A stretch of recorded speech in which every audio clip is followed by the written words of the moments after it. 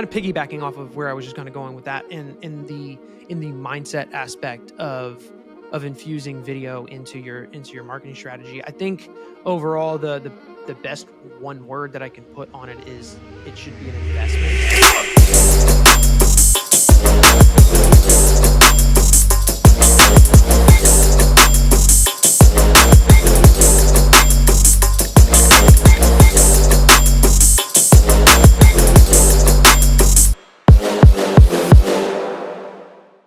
Hello, everybody, and welcome back to another episode of the Video Marketers Vault podcast. For those that are new here and don't know who I am, my name is Evan Andrews. And if you're new here, make sure that you subscribe to this YouTube channel where we are releasing new podcast episodes every single week and showing you entrepreneurs and business owners out there how you can infuse video content into your marketing strategies. Today is going to be a special episode because I am with somebody that I have known for quite a long time and actually do a lot of work with over the past few years. I am with Courtney Hayek of J&H Creative Consulting. She is a fractional CMO. Courtney, how are you doing today?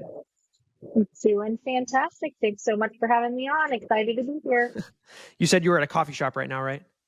Yes. Is it loud in the background? No, I just love coffee. Oh, okay. I was like, wait, is it really loud? And I was like, these people over here. No, you're good. Okay. So today's going to be a fun one because again, like I just mentioned, we've done a lot of work with each other over the past few years, and you're just going into the second year of being in business. Is that correct? Yep. I had the 1-year anniversary for my business on the 18th of April. So yeah, the first awesome. year. Well, here we are. Well, for the people out there that don't know you, I'll give you a few minutes here to let everybody know exactly what it is you do as a fractional CMO. Yeah. So J&H Creative Consulting is a boutique marketing agency, and one of the primary services that myself and my team provide is fractional CMO services. And what that means is I come in from a fractional standpoint to essentially manage and run the marketing department for small to mid-sized businesses. So typically there are other employees that are either a part of the company that are reporting directly to me, and or I am managing vendors that bring together the marketing strategy for that business. Well, I love it. I wish I could be one of those, but I chose the video route instead. Hey, But you're one of the pieces that comes into the mix of it all, Yeah, I know. It was kind of crazy when I started doing what I was doing. Like, I didn't really think about marketing, like me being a marketer. I always thought myself as like the video person.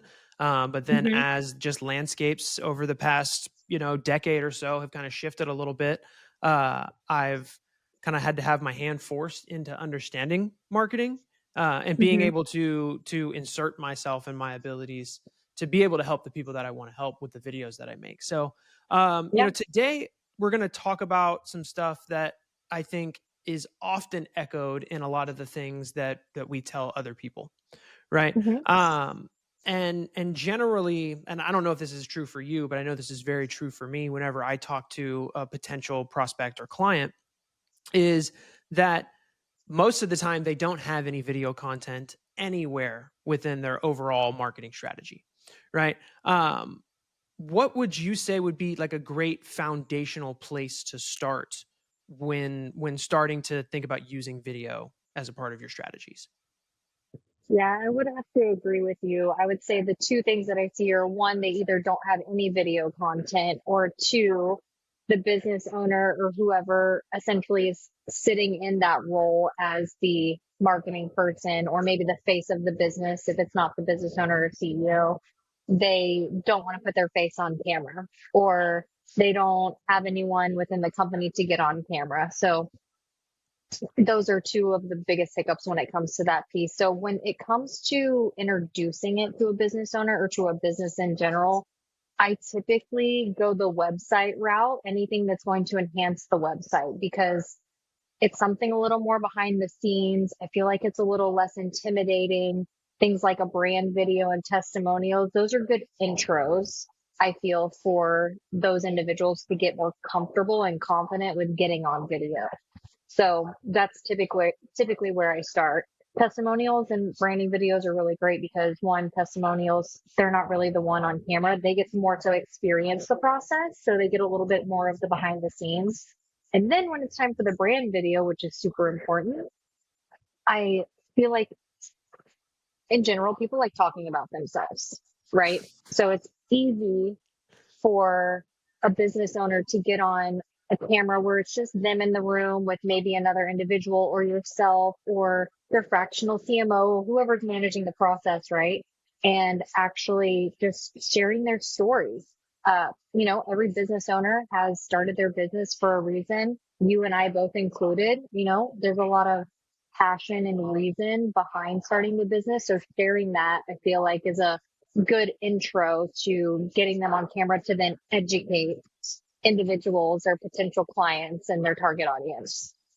No, 100%. I think you just said something there that I want to ask about because I still kind of scratch my head at this as far into, the 2020s that we are in now.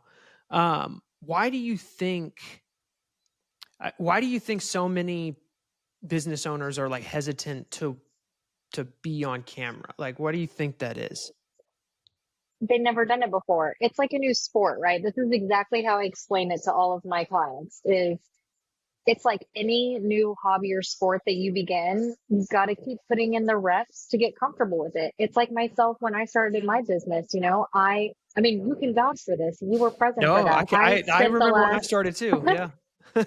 I spent the last, 15 years essentially being the cheerleader behind the camera for other business owners and helping them get confident on camera and build their social and digital presence that I didn't even think about myself having to do it. I knew it so well. So in my head, I was like, oh, I'm just going to get on camera and do the same exact thing that I've been doing with all these people that I worked for before starting my own company. And then I got on camera and I was like, oh my goodness, this is so much harder than you think about it being just because, again, it's something you're not used to doing.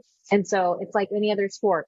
You're starting pickleball for the first time. It's about reps. You're not going to be able to get better at it until you practice it and keep doing it week over week, month over month, quarter over quarter. So again, getting in there and just getting in the reps as much as you can. And so they can get more confident at it. I would say confidence is the biggest piece to, and self-criticism as Sure. well. Confidence Sure. and self-criticism is like, I can't speak well enough. And it's like, you literally built a business I was because that you are okay. passionate Yes. Okay. So about this. I was just gonna say that too. Like when we all start a business, right? Like we don't go into it thinking that we can hide behind something to and have it grow, right? Like we have Hmm. to be the ones to be out there in that forefront. And when I talk to a lot of business owners and they don't maybe it's they don't necessarily believe in video content just yet. It might be more of what I think it is more about what you're saying, where they're just kind of it's scary and it's new, and that's Hmm. why they don't want to go into it. But I find it hard to believe that when we talk about the mindset aspect of, Hmm. infusing video content, I find it hard to believe that these business owners they just don't think that it can happen for them because they started a business. Like they believed at some point, right, that things were going to work or they were going to make it work or whatever. But then when you kind of infuse this new thing that's like, who knows? I don't know. Like I think it is definitely like you said, it's more of like an internal thing for them Hmm. than it is more of a uh, I don't believe in that avenue, if you will. Right. And that's just I been think, crazy to me because when I talk to business owners about like growth and like those things, it's like you being out there, how can we replicate you more with touches? Right. And hmm, you put yourself on video more. And that's how you kind of do it. And that's the way I always try to illustrate it. Sometimes it hits home for some people and sometimes they're just like, yeah, I don't know, you know, I feel like but they experience two different extremes from people. So when someone comes in as a client and we're talking about their overall strategy and all the different things that we're going to implement, I either get the business owner that's like, okay, what are we doing for social media? Like that's like their first thing that they ask because that's like the first thing that they think of when it comes to marketing. Or I have the business owner that they're like, I have to do that. There's no like in between really. It's always like, okay, when I think marketing, I think I got to be on Facebook, Instagram, YouTube, etc. Or I get the person that's like, I'm not doing that. And again, it's probably like a generational thing too, just depending on when the business came about, what the business owner of the company is like and whatnot. But I feel like I get the extreme of either one. And so then again, with all the other strategies that we're implementing, them understanding the why, I feel like a lot of people don't understand the purpose or Mm-hmm. like the reasoning behind actually getting a consistent digital presence from a social media standpoint is important. Yeah. Yeah. I'm I sure think you they run into all, that a lot. yeah, I think they all they all look at it like it's this thing that, because the social media come ups that we see happen, it seems like they're like that, right? Like just Hmm. overnight success and this person's, Because doing, that's all you see amazing at that things, point. but they don't see the 4 years, the year, whatever, 10 years sometimes for some people Hmm. that it took for that consistency to really pay off. And it really happens again, just it depends on how consistent you are, how much volume you put into it also at the same time, and how good also too at the end of the day the stuff that you put up and out is. Because if it's not giving value or making somebody cry or whatever, like they're not going to really Hmm. take notice of it, right? So you've got to actually do something. It can't just be just to do, because that won't work, right? And you'll learn from the people that have done it well. And this is a great example. Or here's a couple of examples of people that have done it well that share that in their story. I feel like Alex Hormozy does a really good job of that. Gary Vee, I love Gary Vee. He's like one of my favorite people to listen Yeah. to. And then Cody Sanchez, she is awesome. I love listening to her too. And you'll see in all of their come ups when they talk about it and share their story and explain a lot of the why and the reason behind what they do and how they got their success, et cetera, and some of their, the insights from their journey. Every single one of them say some of the time best spent for your business is going to be creating content. Mm-hmm. Yeah.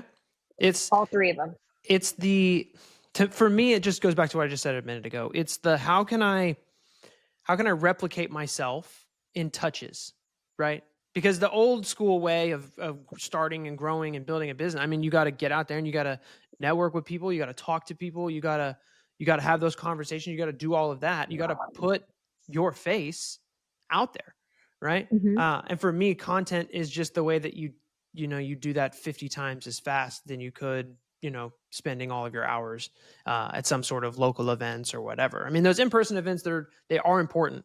They they are very powerful when you get into the right ones. I think some are better than others, but Mm-hmm. that's for another day. But having that carousel that works like while you're sleeping is like Mm-hmm. really, really. I mean, last night I went to bed and woke up this morning. I had 2 new leads, in my Facebook ad account. So it was like things are working while I'm not having to do anything, and that's kind of the Mm-hmm. idea behind it, right? Yeah, and Um, there's so much you can do with it.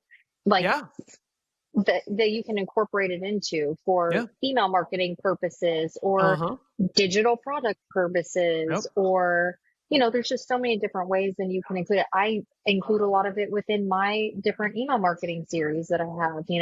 yep, People opt in for a free download. Okay, great, here's the free download and lead magnet. Here's a video explaining the why behind the creation of this or yeah, whatever it might be. yeah, That's just a yeah, good example of using it in multiple places. And back to the events thing, I did want to touch on that. Like, I feel like bringing in someone or making sure that content is recorded when you are at those in-person events, if you're speaking yep, and whatnot, is also super valuable. You and I have done that before. There's 100%. value in it too. Yeah, I mean, and again, content in general is the reason why I started this podcast. Right? It was like, Hmm. how can I make more content with the limited time that I have and I would say limited resources. I counting time as my overall resource, right? But how Hmm. can I do the most? How can I have deep, meaningful, impactful content, right? And I think podcasting is relatively one of the easiest ways to be able to do that, because people can get to know me on a weekly basis, different mindset stuff. They can get to know people within Yep. my ecosystem as well, and people that will Hmm. just echo a lot of the same things that I teach, preach, and believe. Right. Hmm. And I think it's a great, I mean, I literally, right after we're done with this, I am starting an email campaign for my first 4 episodes.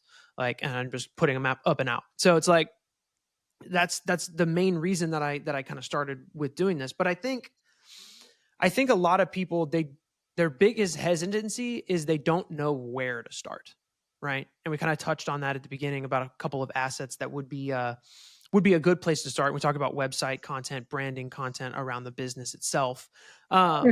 But what do you what do you think are some other mistakes that people get into? I see it mostly with like social media, right? They kind of probably make more mistakes over there. But what are some common mistakes that you see with people when they take a stab at putting video content into their marketing?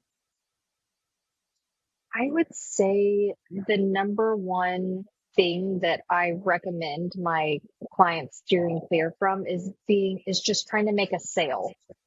Okay. So really taking the approach of educate, resonate, and entertain Yeah. your target audience, right? Yeah. Every single person is going to learn from you different and is going to be attracted to the different types of content. So that's why I always go back to the educational base, resonating, and which is really hitting on the specific pain points of your target audience, and then entertaining. And I know some people are hit or miss with the entertainment piece of it. I throw that into mine, but that's my personality. If that's not your personality, then I don't think you should do it. That's just a part of my personality. So I would say just getting too salesy in it. Like, you Sure. really want to explain to your target audience the why Mm-hmm. behind needing what you have to offer, or essentially the problem that you're solving for them. That's really the two biggest things Yeah. that individuals or prospects should get out of your content. Yeah. And another thing with social media is the other piece is expecting it to be a lead generation tool from day one. Yeah. That is the one thing. And I know that some people may disagree with me on this, but anytime that I have the lead generation conversation and it goes to social media, I reroute that conversation almost immediately, because I'm like, look, yes, I do think that in the long run, like, yes, social media can bring you followers and leads, and like that will come, but that's not essentially how you're going to pull consistency for lead generation. I like to frame social media or video content more so from hey, this is to build your brand and establish you as an expert and a creditable individual within your niche or market or industry that you're in. Yeah. No, I mean, I totally agree. I think that when we talk about lead generation, like in social media and using those two words kind of back to back, right? I mean, running paid traffic is a way that you can utilize social Hmm. media and videos and whatever. But I put that and I think me and you are on the same page when we talk like this, but it's like when we talk about Hmm. social media, we're talking about organic, right? Correct. Yeah. Yes, I When we was talk literally about going lead to generation, say we're talking about yes. paid, right? Hmm. So let's just make sure everybody out there understands what we mean when we Yes. say those terminologies, because sometimes that gets a little, misconstrued. An But ad strategy is very different from social media marketing. sure. Yeah. That's No, kind of it the is. distinction, the Yeah. way that I explain Yeah. Yeah. the No. distinction. And I totally agree with you there, because I think, especially because I mean, do you work with primarily like local businesses, or do you have like a ton of? And when I say local, I just mean like regionally local, like, or are you working with people like all over the country? In within the US, but in multiple states, yes, Okay, primarily in Texas, but I have sure, clients in Florida and in other places as well. So got it. it's Yeah, not so for just me, local. for me particularly, because I pretty much only work with localized, regionally localized businesses, I don't Hmm. really in anymore push a ton of just make social media content with the under the guise of like, oh, it's going to be this like lead generation. Like I stopped doing that probably like 2 years ago when I really figured out like, I'm not this guy that's going to make you go viral every time we drop a video, right? Just because I've never really honestly believed in that myself as well, because there's unpredictability in trying to be able to do that, right? As Hmm. much as there's so many ads out there that say they have the formula to going viral and whatever, go watch some of those videos and you let me know if you want to do that kind of stuff with your Oh no. business. Predictable and unpredictable marketing are two very different things, and social media definitely falls in unpredictable marketing. Yep. There's still very much value in it, but it is an unpredictable marketing lead source. Yeah. No, I totally agree. And that's why for all of the local businesses that I work with, it's like I either pushing like branding packs like we talked about at the beginning, or I'm pushing Hmm. lead generation, because those are the only two things that um again, the branding packs are for people who have nothing. But if there's Hmm. people out there that are already running like consistent Google strategies, or paying for lead aggregators or something, like they're Hmm. invested monetarily into their marketing, Hmm. I'll tell them, okay, what if we just like switch, instead of doing mostly this, what if you siphon some of that this way, and see how that could be more beneficial, because now you're not doing the shared lead services, you're doing something more unique to you, and at the same Hmm. time you're bringing people in visually to your brand and to your business, so they feel a little Hmm. bit more at home and trusted by using you versus just putting their information out there for 15 other people to call them, you know Hmm. but I want to, kind of wrap up this episode with talking about kind of piggybacking off of where I was just kind of going with that, in the mindset aspect of infusing video into your marketing strategy. I think overall the best one word that I can put on it is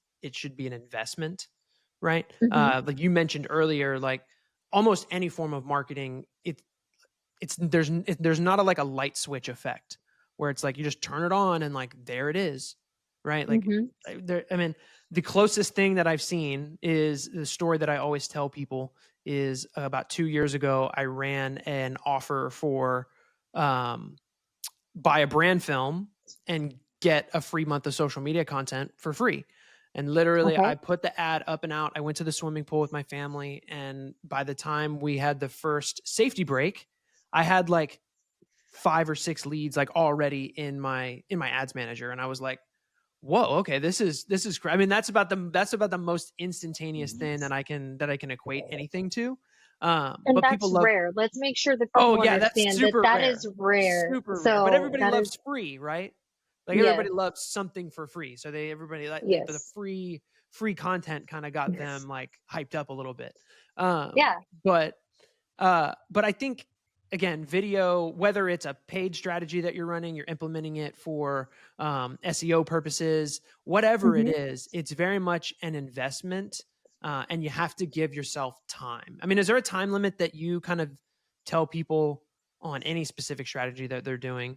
I would kind of chalk this up to any kind of marketing. Like, what's like kind of like the minimum viable product of timeline that you would put for people when you talk to them first? Yeah. So funny story. Before I started my business, and I was always sitting in the CMO, marketing director, VP of marketing seat for the businesses that I worked for. I could not stand when marketing agencies that were doing certain services for me or for the business that I was managing would tell me, oh, it's going to be, a minimum of 90 days. That's kind of like the standard, if you will. So I would just get so irritated. And I think that the reason I got so irritated is because it was always longer than that. Like I was like, okay, 90 days, we're going to give them that. Okay, let's hold them to it. And I'm big on tracking. So you bet your bottom dollar that I'm tracking total number of leads each month, how many of them actually were qualified leads that my sales team was actually having quality conversations with that were true prospects. And then 3, the ones that were actually converting into sales and revenue for the business. Okay. So recently I was speaking at a 2-day business seminar. And one of the questions I was speaking on marketing and lead generation in general. And one of the people in the audience, he asked me, he was like, you know, every single time I try to hire a marketing agency, they always tell me 60 to 90 days. Like, how true is that? And I told him, I was like, that's actually a question or a statement that I would get so irritated with, right? Because I was consistently let down, which is the whole reason that I started my own business, is because I knew I could provide a higher quality product and do better than all these other people were telling me they were going to do. And so, all in all, to say, I do go with the 60 to 90-day time frame. Now, I do have proven results from people that I have worked with. So I always tell people, I'm like, okay, here's a couple of examples. For example, I'll use SEO and Facebook ads. Those are two of my primary services outside of the fractional CMO. And for SEO, my SEO strategy is heavy in the blogging space. And so typically the way that I am tracking whether or not if it's working, is the amount of traffic that's being led to that individual blog that's all, obviously bringing traffic to the website. So I always tell people, I'm like, usually it's 90 to 120 days for SEO or for a blog to start seeing traffic. And it's usually less than 60. So I kind of like cover myself a little bit, because honestly, that is not very typical, but our strategy and the way we go about it, I feel like is so specific that we've been able to do that, and fingers crossed that we continue to. And the same thing goes for Facebook ads. I've never had a Facebook ad set or ad campaign that I have run that didn't bring in leads within the first 24 to 48 hours.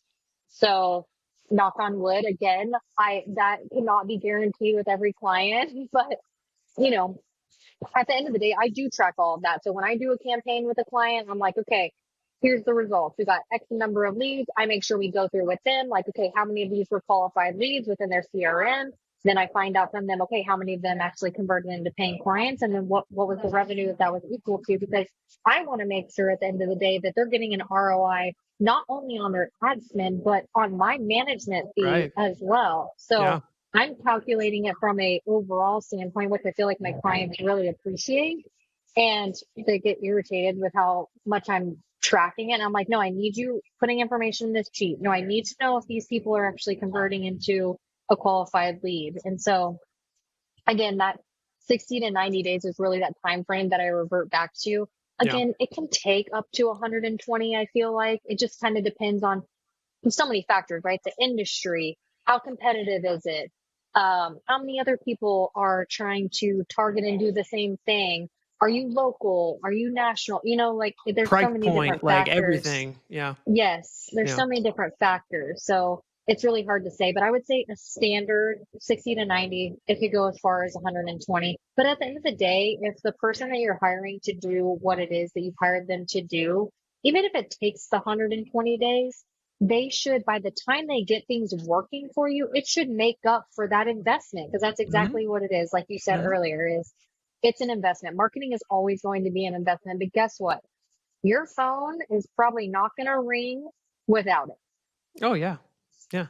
I You mean, and can't rely on referrals for forever. you can only do so much by yourself too, right? Mm-hmm. Like, and even when I say by yourself, I mean without the help of like other people. Like, you know what I mean? Like, it doesn't have to necessarily talk about ads or what, like, but you can only do so much as people, right? Oh, You have 100%. to infuse this digital realm to be able Yes. to work for you in some Let way, it shape, work or for, form. that's what I was going to say, is Yeah. let it work for you. Yeah. You have to. I mean, like I said earlier, like, I mean, just getting leads in my sleep, like I'm literally sleeping and I've got people filling out The, my forms and the stuff. Like, pool situation was a great example. Like yeah. you literally made a campaign live. You Yeah. went to check it It was on like your crazy. first break. It was so wild. I tell people that story all the time. They're like, "No way," because like a lot of my students that I help coach, when they're Hmm. trying to get their ads off the ground, like it Yeah. doesn't usually happen really quickly. And I tell that Hmm. story all the time of the most perfect world scenario that I've ever like. And I always tell them I've only seen it happen one time, like one time, Hmm. and I've dealt with hundreds of people. So it's like, it's just one of those things. It's about setting expectations, I think, at the beginning. And for me, that 90-day, that's why I work with people for 4 months. The first month is like putting it all together. We got to film all the content. We got to put the Yep. system Yep. together, and then we run it hmm for 30 days. And then it's like, I did my job or I didn't do my job. And, you know, there hmm is contingencies built into that from my end. Like you were saying, like, I need you to do this and this and this. So I know hmm X, Y, and Z. But if they're not doing certain things on the back end, I can bring you all the leads you want. Right.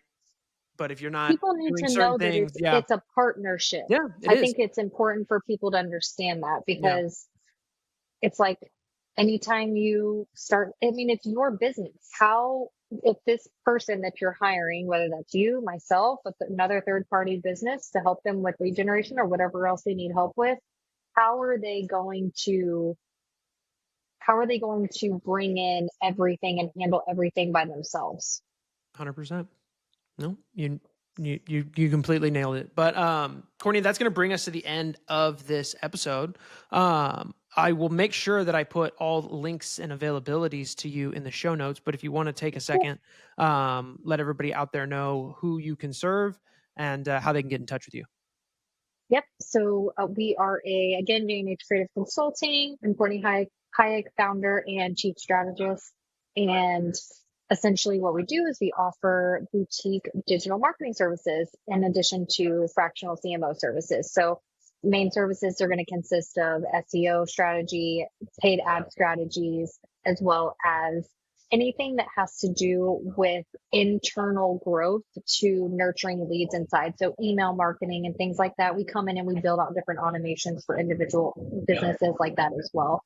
I serve anyone that is a service-based business in the United States. And typically the way that you can contact me is going to be at my website, jnhcreativeconsulting.com. You can fill out a web form. My calendar link is on there as well, and you can find me on Facebook, Instagram, LinkedIn, and YouTube. I'm like, Awesome. wait, is that all of them? Yeah, I'll make sure that I have everything in the show notes of the description of this video. But I will say, because we both serve the same industries, if Courtney sells you on a video content package, likely I'm going to be the one fulfilling. So if you That is true. contact her and you don't contact me, well, I might have to take you off my email list. I don't know. But Yeah, and quick little testimonial for Vandrew's Media. I've used him a minimum, like I can think off the top of my head, just from companies that we've worked on together, at least 5 different yeah, I think that's right. accounts together. Something like that. And from a branding video perspective, testimonial perspective, and just overall video content, including for my own business. So, highly recommend. If you haven't used them before, if you choose to use me and you want me to come in as your fractional CMO, you're probably going to meet him too. Yeah, well, let's make the rest of this year a good year and get some new business and hopefully do some more work together, Courtney. But Look forward to it. again, I appreciate you taking the time out today to sit with me. If you guys got all the way through this video and want some more information on how either myself or Courtney can help you out and if you're here in the Houston surrounding areas, I mean, we're both we're just on the other side of town from each other. But she does serve, people all over the United States. So if you're somebody outside of the state of Texas or outside the city of Houston, for that matter, give her a shout and see how she can help you there. But if you guys got all the way through this and you liked what we spoke about here today, make sure that you subscribe to this channel, like this video, share it with a business owner that you might know so that they can finally start making video content inside of their business as a part of their marketing strategy. And until next week, we will see you guys later. Peace out. Thank you so much.